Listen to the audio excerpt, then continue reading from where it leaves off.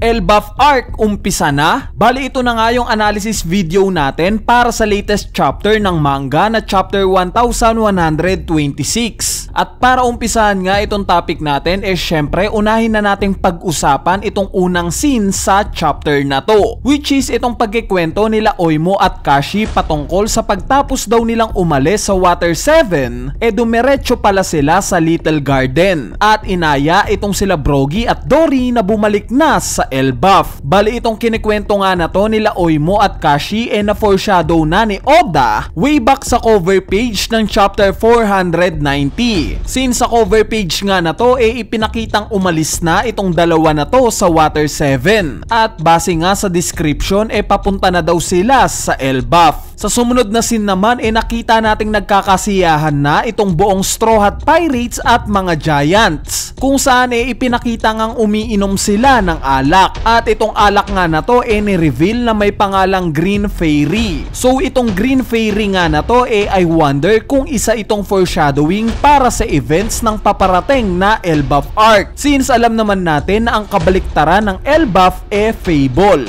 At sa mga hindi nakakaalam ang primary characters nga sa mga kwento ng isang fable hayop, gaya na lang ng kwento ng pagong at kuneho. Isa nga itong example ng fable. Kaya naman dito nga tayo mapapaisip kung makokonekta kaya sa arc na to yung nabanggit nila Brogy at Dory sa Egghead Island arc patungkol sa transformations ng mga Gorosei. Dahil nabanggit nga nila na itong transformations daw ng mga Gorosei very similar sa mga hayop na nag-e-exist sa Elbaf. Anyway, habang nagkakasiyahan nga sila ipinakita itong panel nila Kuma at Bonnie at isa nga ito sa pinakatumatak para sa akin sa chapter na to, dahil all throughout nga ng Egghead Island arc puro lungkot at pag-iyak yung nakikita nating scene patungkol sa mag-ama na to. Kaya naman nakakatuwa nga na finally dahan-dahan na silang nakakabawi mula sa lungkot na dinanas nila. At since kasama nga sila papunta sa Elbaf ito nga yung nakaka-excite na part. Ano kaya ang magiging role ng mag-ama na to sa parating na Elbaf arc? Talaga bang sasamahan nila ang Straw Hat Pirates sa arc na to? O sa mga susunod na chapters magdi-decide itong si Kuma na umalis kasama si Bonnie at pumunta sa mas ligtas na lugar, gaya na lang sa Kambaka Kingdom kung nasaan ngayon ang Revolutionary Army. Anyway, ang isa nga sa pinaka-highlights ng chapter na to yung scene ni Bartolomeo sa Red Hair Pirates. Nakita nga natin na nabigyan na ng consequence si Bartolomeo sa ginawa niyang kalokohan sa cover page ng chapter 875, kung saan nakita nga nating bugbog yung mukha niya. At para malaman nga kung gaano kaloyal itong si Bartolomeo kay Luffy binigyan nga siya ng lason ng Red Hair Pirates para ipainom kay Luffy, which is mabilis nga itong inako ni Bartolomeo. At itong scene nga na to napabilib si Shanks. So itong ginawa ngang pag-ako ni Bartolomeo sobrang nakakabilib.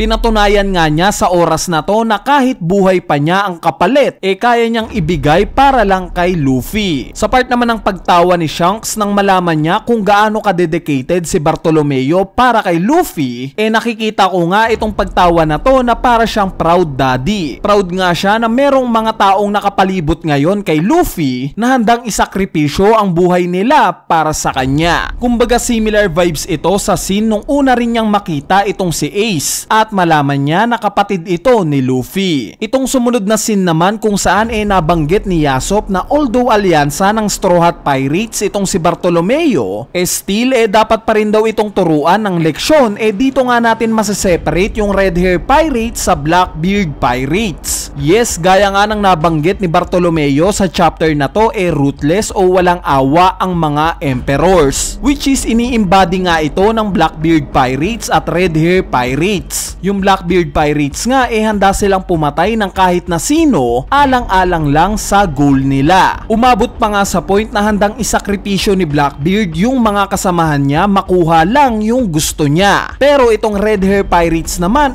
ganun din. Ruthless din sila. Pero nasa tamang lugar, gaya ng pagtutok ng baril ng isang mountain bandit kay Shanks. Nung makita nga ito ni Lucky Roo wala ngang hesitation, bigla niya nang pinatay itong mountain bandit na to. So same yung senaryo na to sa nangyari ngayon kay Bartolomeo. Dahil nga sa teritoryo ni Shanks itong ginulo ni Bartolomeo, no choice sila kundi bigyan ng leksyon itong si Bartolomeo, regardless kung kaalyansa pa siya ni Luffy o hindi. Yes, nakita nga nating hindi pinigilan ni Shanks si Yasopp na atakihin itong barko ni Bartolomeo, dahil base na rin sa kanya ito nga yung main rule niya. Saktan mo na nga daw kahit siya pa mismo, wag nga lang daw sasaktan ang mga kaibigan niya. At since kaibigan ni Shanks itong mga nasasakupan niya, obvious naman nagaganti talaga pabalik itong Red Hair Pirates. Pero dito nga tayo mapapaisip kung purposely ba itong ginawa ni Oda para mag-set up ng laban sa hinaharap, dahil kung iisipin nyo pwede ngang mag-trigger itong ginawa ni Yasopp ng laban sa pagitan ng Straw Hat Pirates at Red Hair Pirates sa hinaharap. Since what if magsumbong itong si Bartolomeo kay Luffy na sinaktan siya ng Red Hair Pirates? Magagalit kaya si Luffy kay Shanks o ipagsasawalang bahala niya lang ito? Bali, para sa inyo ba? Sa tingin nyo ba may pag-asa pa ring maglaban itong dalawang pirate crew na to sa hinaharap? O kagaya ko naniniwala rin kayo na hindi na talaga sila maglalaban pa, since may mag-ama nga sa mga grupo nila at malapit na magkaibigan itong mga kapitan nila? So kung may thoughts nga kayo, i-comment nyo na nga lang yan sa ating comment section sa ibaba para mapag-usapan natin yan. Anyway, ang takeaway ko nga lang sa naging scene na to nila Bartolomeo at ng Red Hair Pirates, sana pinakita man lang ni Oda yung naging aktual na laban nila, dahil interesting ang malaman kung kaya bang sirain ni Shanks itong barrier ni Bartolomeo, since nakita naman natin during Wano Arc na hindi kayang sirain ni Oden itong barrier na to. Kaya naman interesting nga sanang malaman kung sinubukan ba tong sirain ni Shanks at nagtagumpay siya o hindi. Ngayon mapunta naman tayo sa isa pang pinaka-interesting na nangyari sa chapter na to, at ito nga yung ipinakita sa huling pahina, which is itong scene ng pagkawala ng Straw Hat Pirates. At pagtapos neto ni-reveal na nakasuot na si Nami ng similar sa suot ng mga taga Elbaf, kung saan nandito siya sa isang kwarto na merong Lego team. Bali, itong scene nga na to ang masasabi nating officially umpisa na ng Elbaf arc. Kumbaga, itong pagpapalit ng suot ni Nami yung indikasyon na ito na yung Elbaf arc. Kung marirealize nyo nga sa totoong buhay, itong mga Lego house nga maliliit lang para sa atin, since laruan nga lang sila para sa atin. Ngayon kung i-apply nga natin itong logic na to sa mga giants, magmumukhang maliit nga lang rin para sa kanila ang isang Lego house. Meaning kung sino man ang kumidnap kay Nami at nilagay siya sa Lego room na to, isa itong malaking tao or giant ito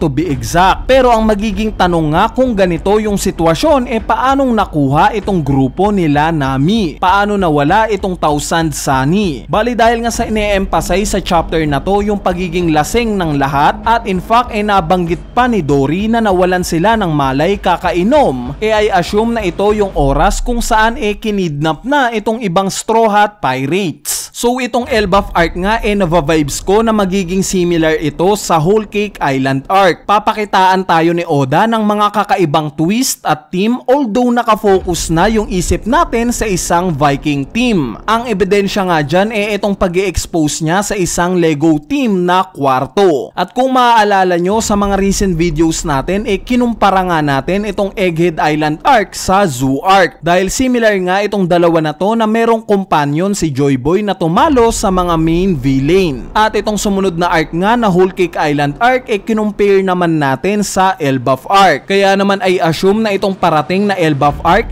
papabilibin na naman tayo ni Oda, dahil yung nakita nga nating Elbaf sa naging flashback ni Big Mom maliit na part pa lang netong isla na to, isla na tirahan ng mga halimaw na higante. Anyway, ayan na nga yung analysis video natin para sa latest chapter ng manga na chapter 1126. Intentionally nga nating hindi sinama sa video na to yung part ng Blackbeard Pirates, since sa susunod na video nga sila yung bida sa topic natin. Kaya naman stay tuned lang sa channel natin. So yun lang, peace!